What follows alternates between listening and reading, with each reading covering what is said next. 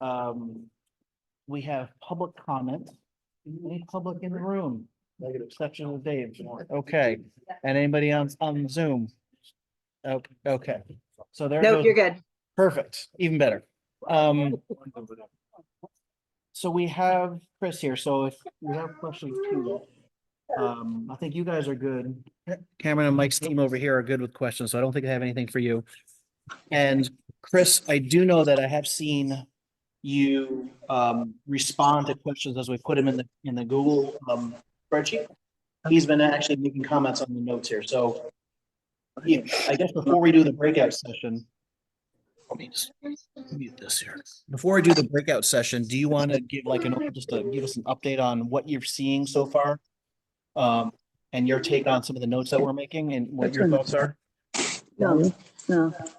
You want to Yeah, I'm gonna turn this down. just mute it? It's off now. You gotta mute. Oh, sorry. There we go. Perfect. So what have you been seeing so far, Chris? Oh, sorry. No, I'm not on mute. Okay. I was starting to talk. I'm trying to toggle between two things right now. No, I think, generally speaking, it's clear, this group is really getting to the kind of nitty gritty kinds of questions. And so, I'm kind of going, once a week, I'm looking at this spreadsheet or, around that and trying to respond directly. But I just want, this group to kind of keep in mind that I'm kind of responding to text. And so I don't necessarily have the full context of what I've of what the kind of what was behind the comment. So I think maybe sort of a way that will probably be productive when I join these meetings as it relates to the comments is prior to the meeting, if you open the spreadsheet and look at the comments, especially the ones that whoever the individual wrote down, and you see my response. If it's not clear or if you have questions or disagreements or comments, this would be a good time then to sort of bring it up and we can kind of talk that through. The one thing that was kind of sticking out in my mind, Matt, was there were several comments, I believe, related to sort of, I guess, essentially sort of doing some sort of audit or analysis of kind of a lot of existing conditions of what's there today, and then trying to sort of compare that to the zoning. And I depending on sort of what the kind of was behind that thinking, that could be a very big undertaking. And so, I think we should probably talk through the purpose for doing that. And if it is, especially if it's a laborious process, is that something that is, really needed? And I guess the one thing is to keep in mind that the point of this zoning update isn't to make sure that the zoning matches everything that's there today. The point of the zoning update is to ensure that it matches what the village wants to see in the future, which may or may not be what's there today. And in many cases, I would expect it to not be there. It does raise this issue, which I think somebody had talked about before, as it relates to non-conformities, meaning things that are, are not aligned with the zoning. And if you make a change, then something that was aligned may now not be aligned. But we have ways that we can deal with that, and as that comes up. So I don't think that in and of itself needs to be a sort of a barrier or for not doing things. There are regulatory ways that we can deal with that. At its most simple, uses that are legal today are grandfathered in, but there's a little additional nuance that we can add to that. Okay. That was Yeah. good. Thank you for Okay. that. All right, so we're going to break out into our groups, but before I do that, do we have any general questions for Chris that we want to get his feedback on? Yes, Marilyn. Yeah, I just wanted to get, see if you had an opportunity to find those maps that I referenced at last month's meetings. If you were able to get the digital versions of the high resolution land use vision map, the land use map with the Balsam Spa property classifications on it, and the existing conditions map. I'll chime in on that. I'm gonna work with Frank to see if I can get those, and if they come from BHAM, I'll see if I can run interference and go grab those from them. Okay. So that's on my to-do list. And my other question is also another follow-up. Have you gotten to the point where you basically gotten into the code and started on the memo that you're contracted to produce about the changes that are needed for the zoning code that we have? Yeah, I mean, I've started looking at the zoning, but I have not gotten into this memo because I think in terms of the process that we talked about, that'll make sense to occur after, I really get a download from you all in terms of what you're sort of seeing as the issues, because that's going to be a major factor that informs this what we call a zoning diagnostic is kind of hearing from you. And I think Matt and I also we've talked about that there will be certain individuals that will make sense for me to speak with and on a sort of closer basis, and those are other kind of inputs to what goes into this zoning diagnostic. It's not just a matter of me kind of coming in blind and reading this. That is part of it, but there's more that to really help inform that. Thank you. So thank you for the reminder, Marilyn. I'll follow up with Frank tomorrow to see if we can see if he has any of those maps or if I need to reach out directly to BHAM. Yeah, to he get doesn't, them. he doesn't have them So I'll because reach out I've to him. asked. Okay, All right. If we really have to make an official outreach to. I'll make a note of BHAM that. to Get those, we paid for them, so. Bear with me. I'm just gonna make a note on that. Yes, Chris is on. Usually if we can't get it, well, no, Chris, if Chris cannot informally get it through BHAN, it's ultimately the village's responsibility to get those officially. Because we did pay for them. All we have are PDF files. That's all we have. Right. But we don't have anything that we can pump into another, GIS layer. So Yeah. that's all I'm saying. Okay. No, thank you for that note. I'll follow up tomorrow on that because we do need that.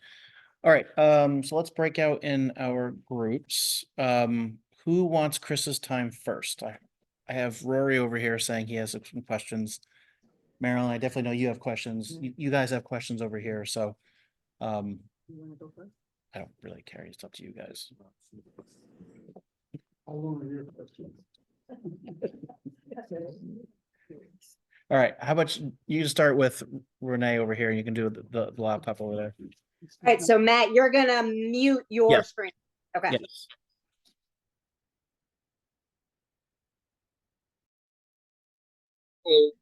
Chris, that should leave you and the Renee group. Good to Yep. go. Okay. So do we want Hi, Chris, how are you? Thank you. Marilyn? Good. start? So we had land use on our agenda.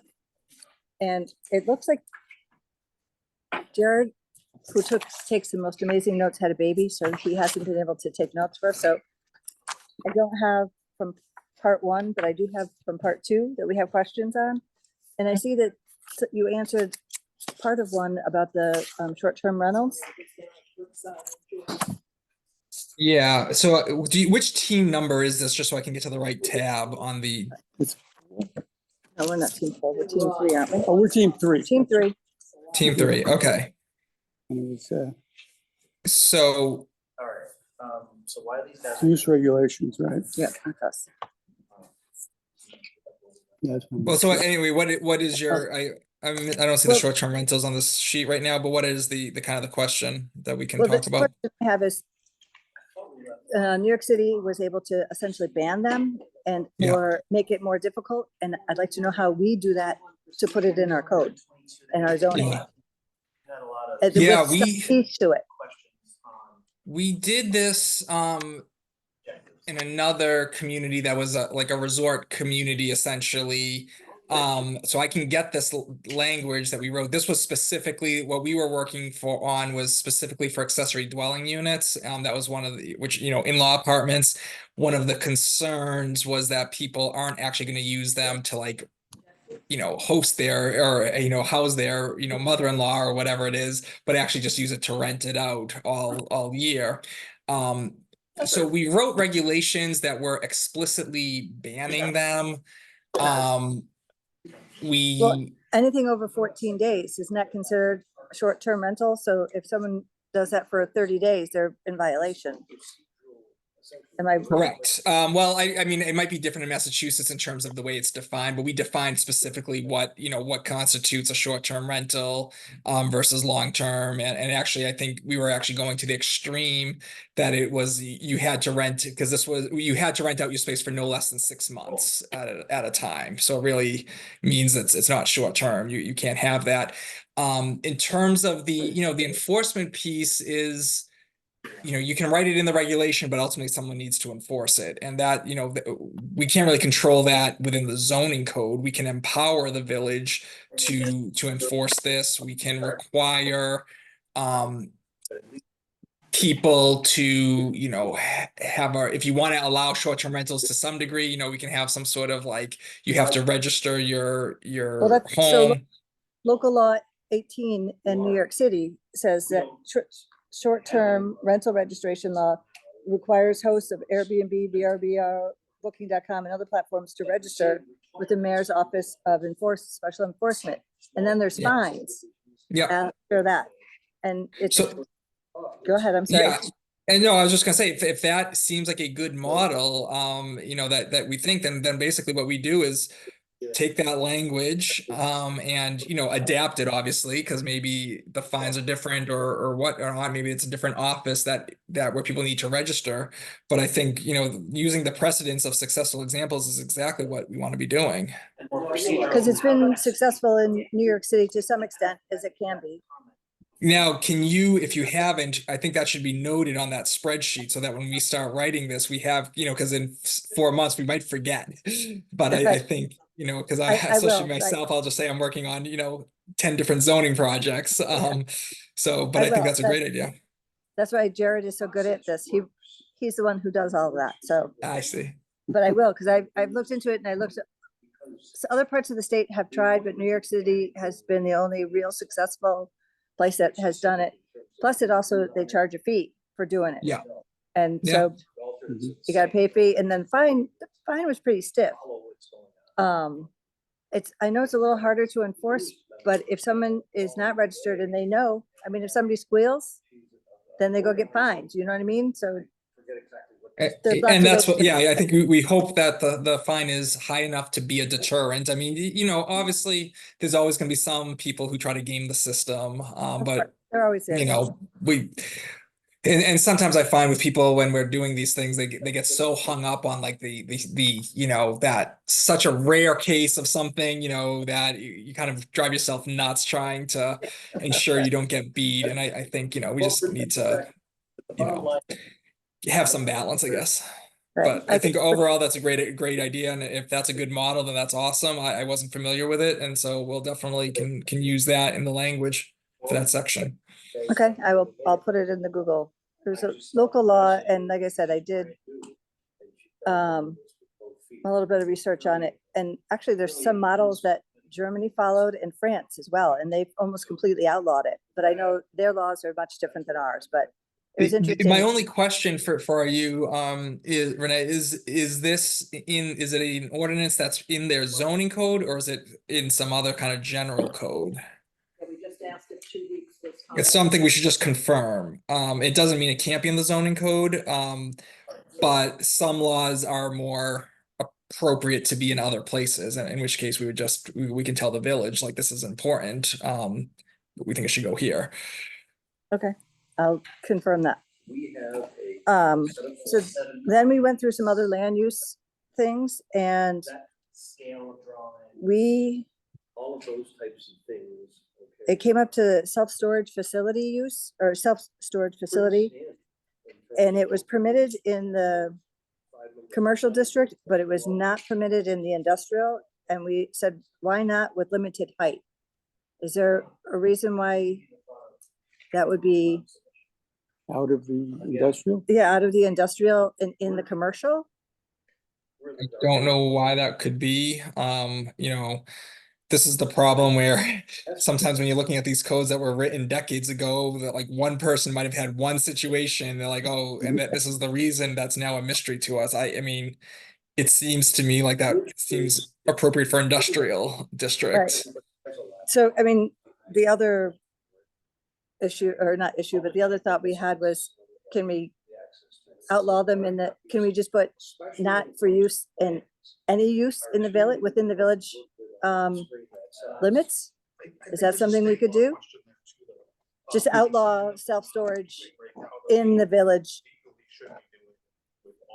limits, Yeah, not even in the industrial, because I know that there are, in the little industrial area that we have, people use some of the buildings out of there as storage, but it's not a storage facility. yeah.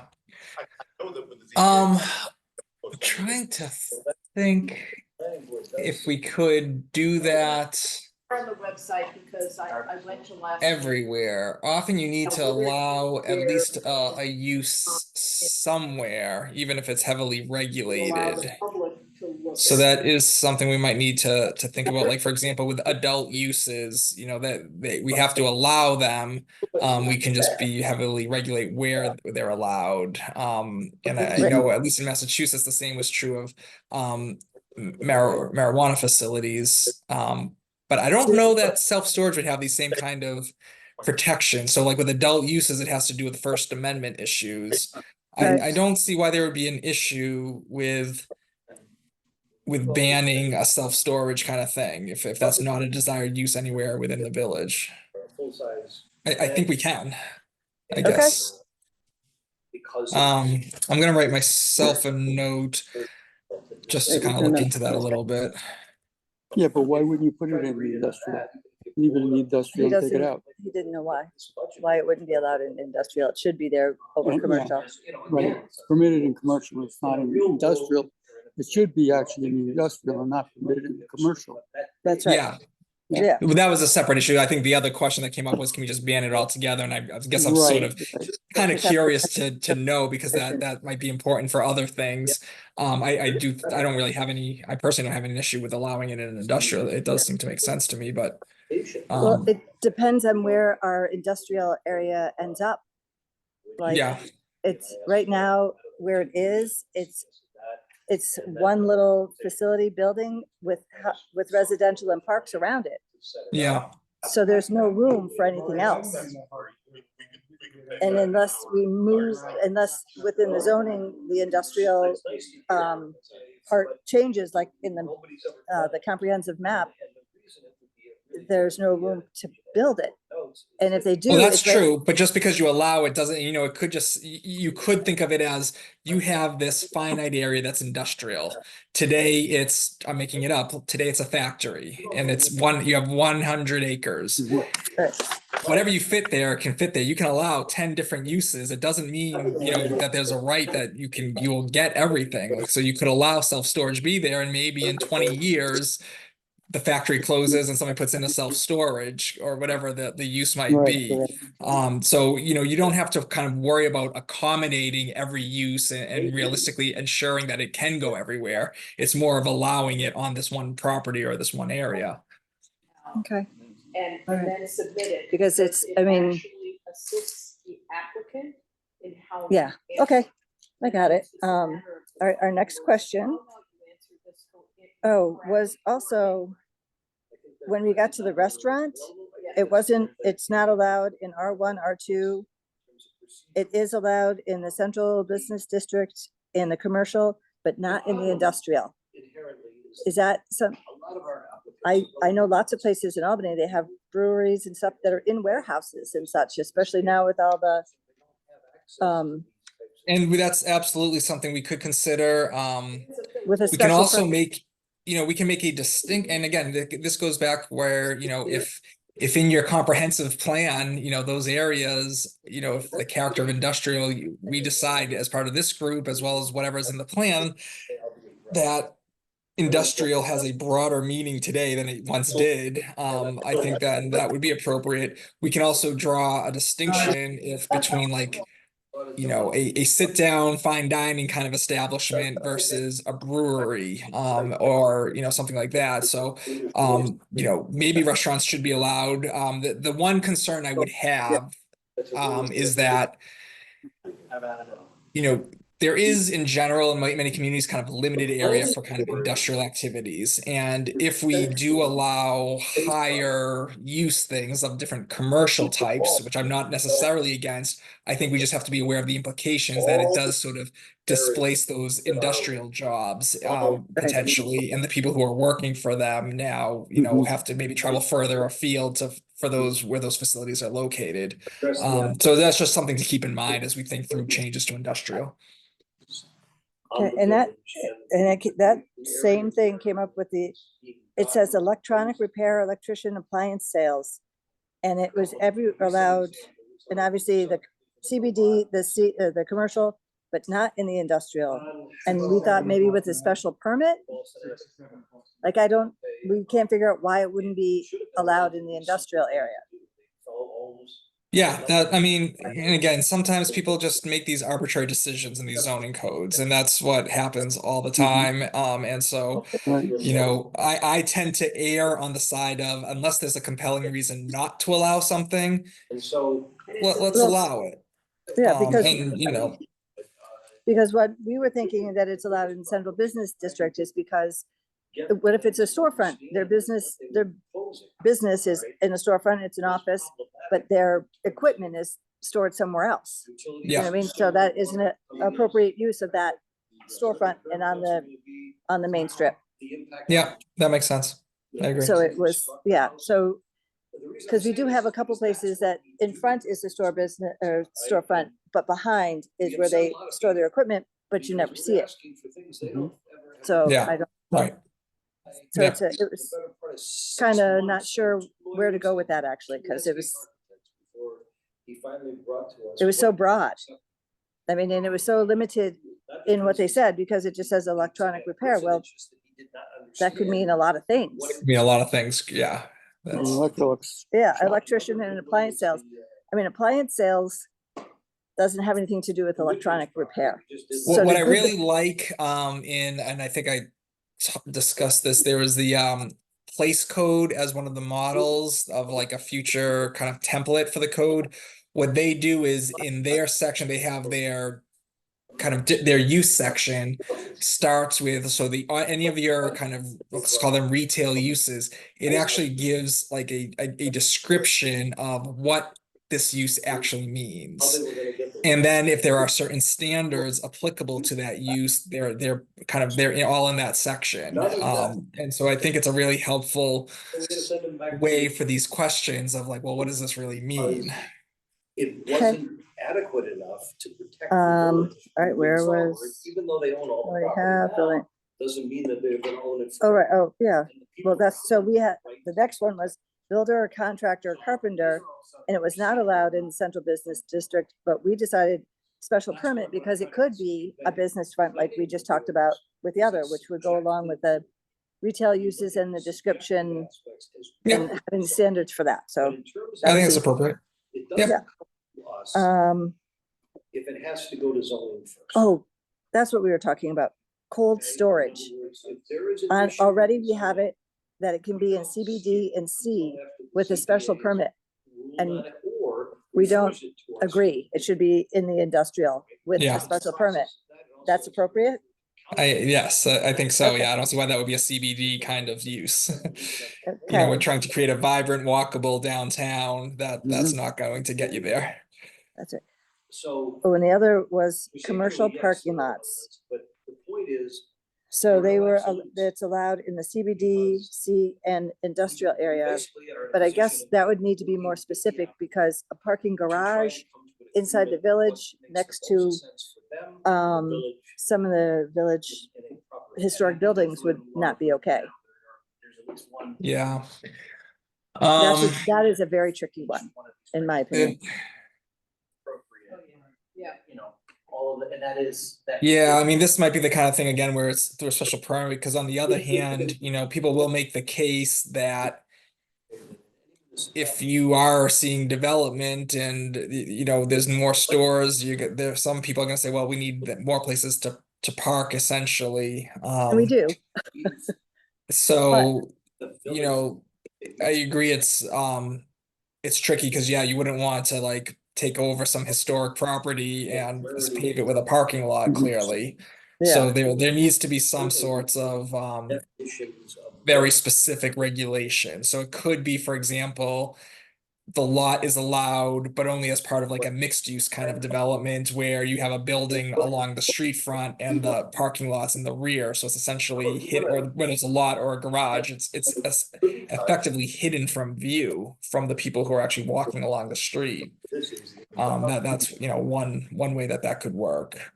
okay, because it's, I mean, we definitely need, I mean, parking is huge in the village, Yeah. but to put a parking garage is just Yeah, not cool. and just so you know, just so we're kind Yeah, of the clear size on that, is like pretty straightforward. No, parking garages are fantastically expensive. It's around $50,000 per space is kind of a cost. They're extremely expensive to construct. So it's not really in any landowner's interest to build a garage for no reason. And in fact, every time that we you know, see this advocated, it's always requiring some sort of public subsidy or something to pay for it because it's so expensive. You're not going to make your money back just from, you know, your $5 an hour, if you even can get that in the village type kind of thing. and So I we don't don't even think have, we have to worry about it too much in terms of it kind of taking over. But that doesn't mean that we don't want protections just in case. But I think in our back pocket, we know it's unlikely to happen. right, because I mean, we don't have paid parking here. It would have to be free. Yeah, I That mean, would be a total change because all our parking is free. yeah, so it's an unlikely issue because developers are not in the business of Free. spending millions of dollars for no reason. Yeah. You know, they would build parking, you know, the parking developments usually have parking requirements, so they will have to build some level of some degree of parking associated with their development. And, you know, it's up to them whether they want to charge people or not to use the spaces, frankly. I don't think of that as commercial parking of what this use is. That I think of that, you know, parking lot, that's like an ancillary use to, that's part of your requirement, basically. Right, and that's also would be more of a private thing. If somebody built a building and they're charging you to park, they are charging you. The village is not. Like Correct, it's more, right. it's more private, not public. Yeah. Okay. Okay, do you get that? I get it. Okay. All right, so what was this one? Oh, industrial. Yeah, oh, so, yeah, so the public garage or gasoline service station, they had it in the central business district and we choose not to have it there, only permitted in the commercial district and not in the industrial. So, right? That was right? That's correct. Okay. I think why wouldn't, I mean, a gas station in an industrial district could be a good location for a gas station. Something like that, I mean, some Yeah. change Yes, definitely. that at Let's least see. triggers some Oh, review okay, so this is, the two were together. It was the three that were together. It was a public garage or gas station, service station, truck terminal or commercial storage or industrial use. There were three separate. And they were all not the same, not zoned the same, I think was the question. It said, commercial and industrial need to refer back to the CBD or for direction. Okay, so I guess it depends, would need more of a definition as to what it is and what it refers to, depending on where it can and cannot go. Sorry, I got a little lost. What are we talking? Are we talking about a Okay. gas No, we- station again, or? Yeah, well, it came on our list. There's three different codes. I'm sorry, my words are not coming Two out. different uses. Three different uses, but they're all Okay. essentially the same, but they're not zoned the same. I see. So by the words, they sound like they're the same, but their regulations are different. So yeah, we need to be clear about what the difference is between these three uses. Right, so a better definition of what that is and where it Yeah. can go. Yeah. Okay. What other, oh, And if then- those are flagged, you know, as we get to this, we have, you know, like I think I said it on, I wrote this in the spreadsheet, but you know, we have a resource of like definitions from across the country that we can kind of look at for precedents and see what's most appropriate. Great. And the last one that obviously is the adult cabaret or adult entertainment center. It's, what we have now is by special permit in the commercial district. Yeah, that's usually when I've been seeing these, they try to put it in like the industrial district, someplace that is as tucked away as possible. Not, you know, you don't, this isn't like the 1980s where you see these things in Times Square. I mean, we want these kind of, you know, hopefully we don't even have them, but if we do, it's in a random location of the village. Well, honestly, first time we talked about it, I was thinking that more people do these things online and they order things online. So the most it could be would be like a warehouse that Yeah. if in fact this is where they choose to have a business. Yeah. But that's, So yeah, I think industrials. Yeah. That- we did have a bunch of questions now that we're talking about it. One was the bed and breakfast, which is the Airbnb stuff.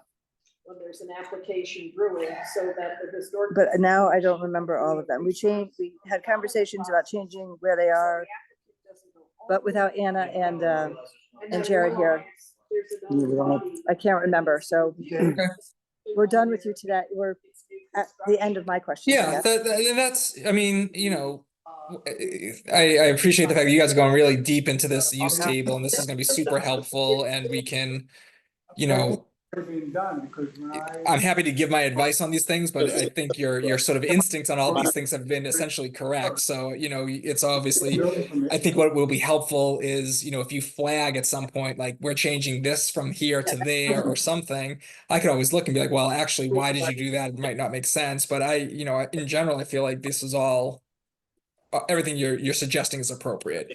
The only thing I would just keep in the back of your mind, this process, we might end up with different districts. We might be creating new districts. And so, you know, we'll have to kind of take those uses and see, well, does it fit in this district now that, you know, Right. it's not called the CBD anymore, maybe it's something else, or that got split. So just something to keep in mind. But all right, if you want to maybe tell Matt that I'm joining his group and then you guys go on mute and I'll talk with them. Yeah. But Thanks, yeah, Chris. nice to see you. Nice to see you too. Matt. Matt, you're up.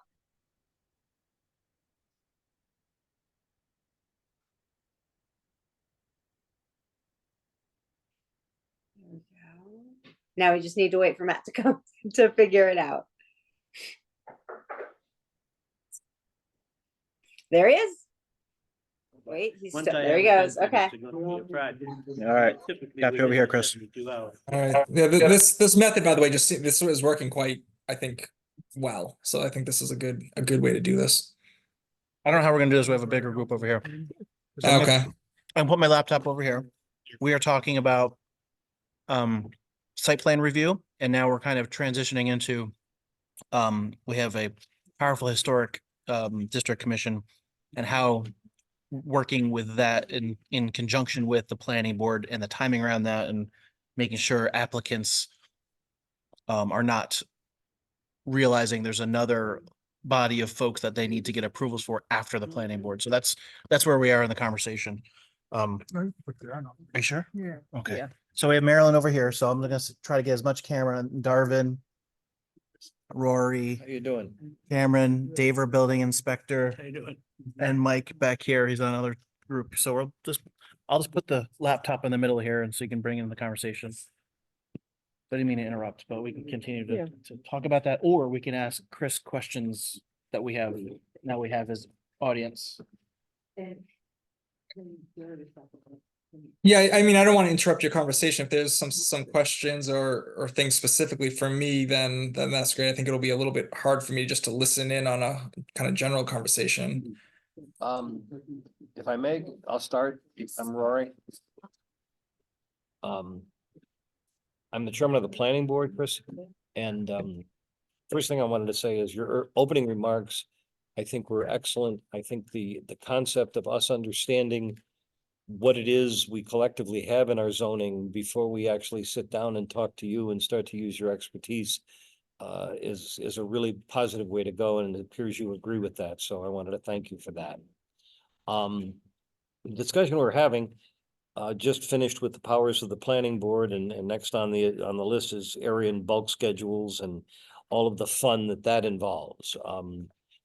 But we were also discussing the historic district, and I think the point I want to make is that we have a randomly drawn historic district that doesn't include half the historic buildings in the village and includes a whole bunch of buildings that aren't historic. We don't have any definition of a historic commission in terms of the levels of responsibility or education or background that the members should have. And so essentially, a lot of what's done is arbitrary, and it's extremely difficult to work with that level of problem when you've got historic buildings all over town that aren't included. I've seen at the recent Saratoga planning and zoning conference, I went to a session where they talked about the word escapes me, but essentially what they did is they created areas that included historic buildings. Is this something? Pardon me? Like an overlay? It was more or less an overlay, yes. Is that, and it seems to me that might be our solution moving forward, is to deal with these historic buildings that are truly historic by some definition of historic, and put them in areas that would be workable. Because right now it's just, I mean, we have a historic district that includes all the county buildings, for example, and so on and so on. I believe keeping the historic integrity of this village is very important. And in fact, I own a building that I totally restored 20 years ago, without any input from the Historic Commission, because I'm not in the historic district. I would have been kind of nice if I had, but I didn't. So my question to you, sir, is how does one deal with that, okay, moving forward? Yeah, I mean, it sounds, if I'm understanding correctly, the issue is what you have as a historic commission and their powers are essentially not acting effectively. And so it sounds like we're trying to find sort of a kind of a workaround through the zoning code to deal with these historic properties. Is that kind of an accurate reflection of what you're saying? We have a disagreement in the group, but I would say it's not essentially true that what I'm saying is we don't have an ability to deal with all of the historic buildings in the village because of the way the historic district is drawn. Yeah. We also don't have a methodology of dealing with a historic commission in terms of the members, in terms of their necessary backgrounds, like most municipalities. You have to have a certain skill set to participate in that group. That doesn't exist here. So what we could do is, and this is, if you look on the way that Saratoga has done this, they essentially do have, which is sort of like an overlay district that's created. I think there's different levels of them. Yep. So we'd have to figure out, I'd be looking to you to help draw what those boundaries are. But then within that, then there are certain regulations that are applicable. Essentially, whatever the base zoning is, there are these additional regulations to hopefully protect the integrity of these historic structures. That would be. I think that's a strategy. I think that's certainly an approach. As I said, the other thing that I saw, and again, it's probably the same concept, is that these areas where true historic buildings are located are highlighted in a zone so that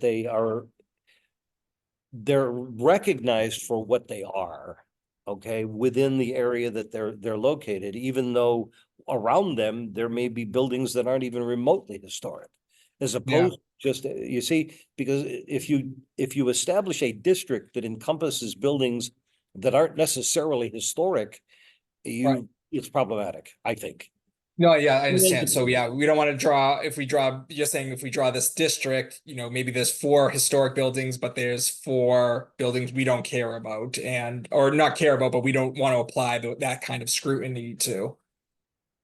That's the general gist of it, yes, sir. That's. Yeah. If I can add something, I think I would define the problem a little bit differently, but I think it might help clarify what you're trying to get at. I think there are 2 major issues with the way the historic commission is defined. One is in terms of the purpose, and that gets to why it's drawn where it is and not in other places. So the reason that it's that section of town and doesn't include other buildings, and I think there's a distinction between a district and maybe historic designation for specific buildings, and understanding why.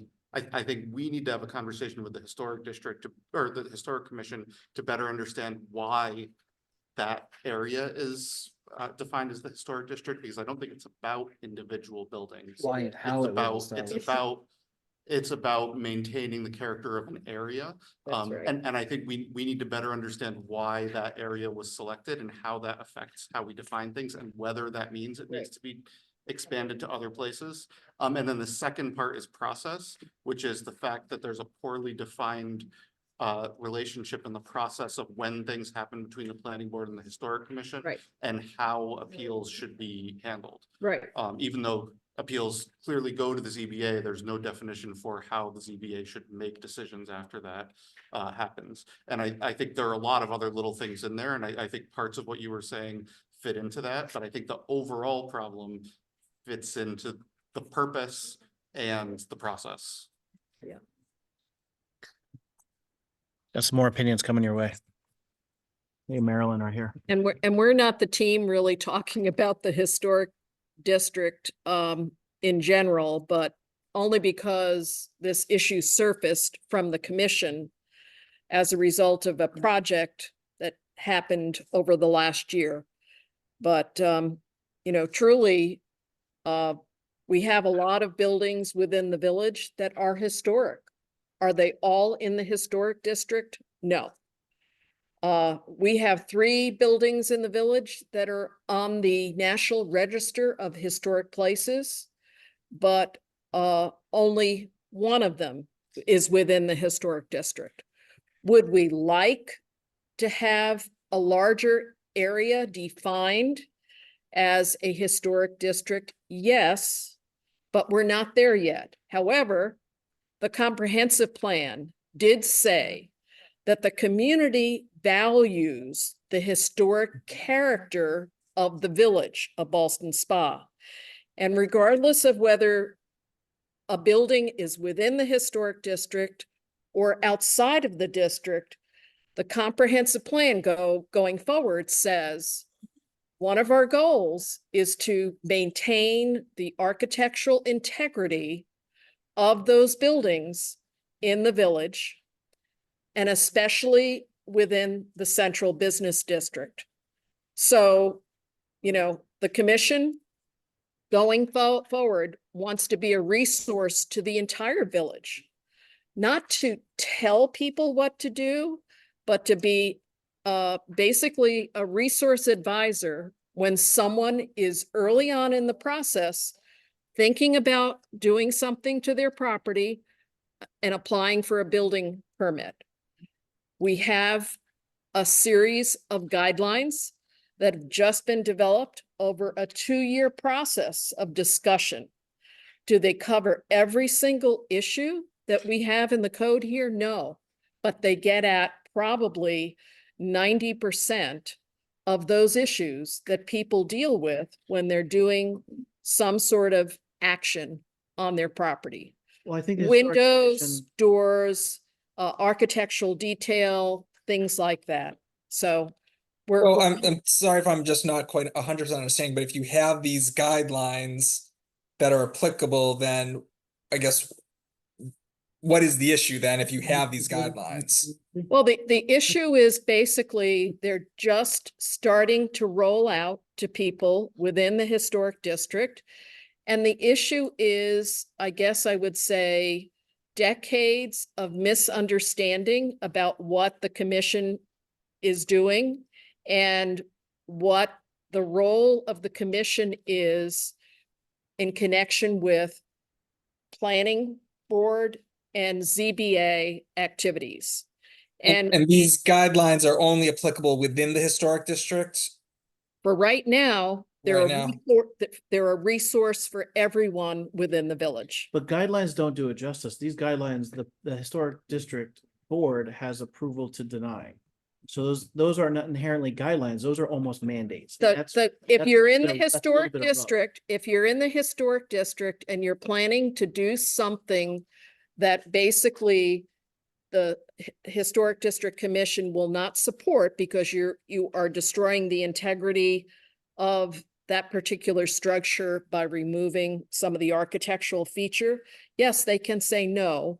And then there has to be some sort of, discussion, but hopefully upfront, our building inspector is saying, your activity is happening within the historic district, so there might be 2 to 3 boards that actually have to look at what they're doing. Yeah, so one of the rubs, Chris, I would say from the outside looking in, there's many places along many stops along the way that folks have guidelines, at the same time, the power to deny or approve. And so where those lines are drawn, I think would also be helpful in an end product as well. Yeah, and even if that means that every one of the municipal boards gets, some sort of a training session on the powers and duties of the Historic District Commission, because believe it or not, many people don't realize this, the commission is actually an official municipal board in the village of Ballston Spa. And prior to all this, thought it was just very discretionary, very, aesthetic. Oh, that's nice to know, but I'm going to do what I want to do. So that recently changed when a significant project happened within the village. And the village attorney upheld the fact that the commission has a role to play when someone is doing an action that requires a building permit. So. And then Peter wanted to say something.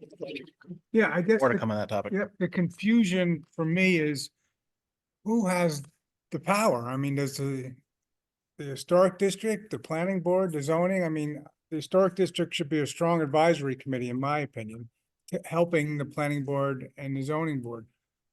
I don't understand, like, for instance, our church wanted to put a ramp in, they were very helpful, but we couldn't afford everything they wanted to do. We didn't put an ADA ramp in. And, it's sad, we couldn't afford it. We had to be brown ramp, had to put tree bushes up, and we had to do this, we had to do that. We didn't have the money to do it, and, and we still didn't do it as a church, and our church is quite upset. But who's gonna have the final say? That's where the confusion is. Who has the power? Like, we listened to what they had to say. We tried to do it. We went through the building permit. He helped us along the way. They helped us along the way, but we couldn't afford to do what they asked, what they were asking us to do, like to put a track decking up or a brown ramp. We could have just put a nice metal ramp and would have been there to go in the back of the church. So I guess we have to clarify as a village, who has the power? That's the main thing, I believe. Excuse me? On paper, the historic district does. Right now, on paper, the historic Yes. district does. There's 2 sections though in our thing where it says, I believe, Cameron, right? Didn't it say once at the planning and another So part? The earlier part of it is references it as being more advisory, but later there's a section. of the Yes, plan so it's very that makes it confusing. That makes it very clear. I mean, I completely understand the point you're getting at, but I think you're phrasing it as we don't know who has the power. I And think it's very clear the historic district has the power to make that decision. Yeah. I think your question is, should there be A final arbiter. should there be something after that? So Mhm. your question isn't who has the power, it's who should have the power, right? It's been upheld by the village attorney advising the ZBAs. And it's been upheld by the village attorney. It actually hasn't been upheld. What happened in that particular instance was a decision not to act by the zoning board of appeals and to ask the applicant and the Historic Commission to meet. The Historic Commission refused to meet with the applicant prior to that and had to be brought to the zoning board per the code as an appeal process. That's what happened. There was no approval of what the Historic Commission did. It was a negotiation. My question is very simple. I would like to get a definition formally in our code that defines what historic is by the definition in terms of the age of the building, the condition of it, who built it, when, what makes it historic, and what matters if the district encompasses other buildings that aren't historic. And that's exactly what I think the problem is, which is where I was going with the idea of overlays that highlight the areas that are truly historic. But we don't even have a definition of the word historic. Definitions abstract. is another big topic in our code as well. And Yeah. I think we're looking for more general terms, not Boston Spa proprietary terms. I think that would be very helpful as well. Maybe for the sake of Chris giving us the input we need. Yeah. Yeah. If I can define the question we're actually asking him, maybe we can start with, based on the situation we've described, how normal is this setup for a historic commission? And how far off is it from what you would typically see in a similar situation? I mean, I've seen often there's this kind of tension with between sort of this desire for development and historic preservation, kind of wanting things to sort of remain the same. I guess I can't speak. It's hard for me to say exactly how atypical this is. I think the issue seems heightened here.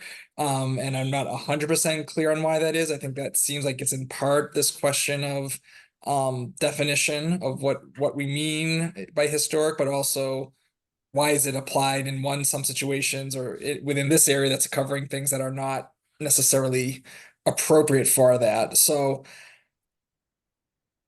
I don't always see this historic commission kind of being part of the zoning code itself, which it is here, but I think that's actually an opportunity that if we can clarify this, I think it's kind of helpful to put that in there. This issue of who has the ultimate power. I mean, power is a zero-sum game. So if we change that, we can. But there might be a fight about that. So I think that's something that I can't make that decision. That's something that the village needs to come together and kind of decide who is this final arbiter on these situations. I think I'm going to, given how important this topic clearly is, just by the nature of this kind of longer conversation that we're having, I think it's rather than me kind of trying to give a solution right now, it makes sense for me to kind of go back and find do some more research on That what would be- appropriate that's what we're looking solutions would for. be. Exactly. We're looking to That's see the point. what's out there in the world, how other municipalities of Yeah. like size have done it and do it. That would be, Yeah. give us perspective. That would be And I think, off the top of my head, because I'm doing this exact same project in the village of Fairport near Rochester, and there's a lot of similarities in terms of your kind of historic nature.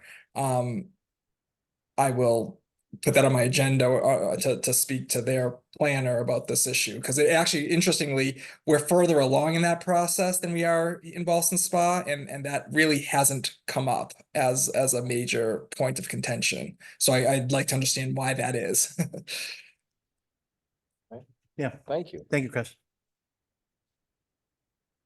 Well, Okay, is there anything else? I'm seeing head shaking, no. No, I think we're set for tonight.